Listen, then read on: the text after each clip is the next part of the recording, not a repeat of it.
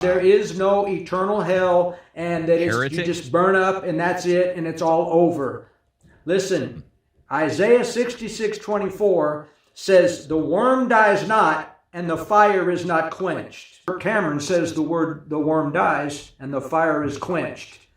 He is officially a heretic and should not be supported or followed by anyone who believes in the fundamental doctrines of the Christian faith, of which hell is one. Wow. Heretic, not supported, not followed, because I haven't watched all the videos with Kirk, but my understanding is a different take or questioning at least some of the things that happen in the afterlife. But to take a guy like Kirk Cameron, who has been solid on the faith, certainly a pursuer of truth, and call him a heretic and say you can't support them. I mean, this is exactly what causes young people to not even want to have the discussion and not even, well, actually, they want to have the discussion. What we're saying is you can't have the discussion. This is what runs them off, scares them away from the faith or from the church or from conversations with folks that have been around. And that I don't know Brother Roy, but as he called himself, but listen, he's obviously got some age. He's probably got some wisdom.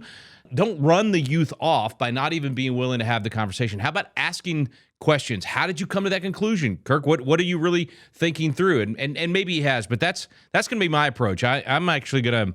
I've seen a lot of this online for the last week or two. I haven't responded to it really, except in our private conversations on Coach's Corner with some of our Constitution coaches, and Kirk put out a video just I think a day or two ago, and they were playing that on our Coach's Corner, and I caught the tail end of it. I'm certainly going to watch that, but here's what I plan to do. I'm going to have a conversation with my boys, with my sons, get them around the fire.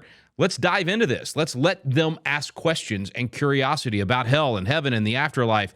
I've tended to not spend a lot of time on that stuff because I just don't spend a lot of time in eschatology because I'm really focused on what's happening today. What are the discussions that are going to impact our actions today? I'm not saying those discussions shouldn't happen. They should. And if people are asking questions about them, we'll have that discussion. So I'm going to let my boys ask whatever questions they've got, and we'll dive further into it. And then we'll get Kirk here in the tavern. So we'll have a conversation with Kirk about it and see how he came to these conclusions or what the questions are. I don't even know that he's come to conclusions. I don't know. I'll watch the videos and we'll dive further into it. But let's not shut people out for asking questions, and certainly not someone with the track record of a Kirk Cameron. Let's be like Patrick Henry. He said, according to the magnitude of the subject, ought to be the freedom of the debate. Only in this way can we arrive at the truth. I mean, that's how he starts the give me liberty or give me death speech. So that will be our approach. I'd say hell is a pretty big subject, and so according to the magnitude of the subject, we will have freedom of the debate, and that's the way we'll approach it here at Patriot Academy.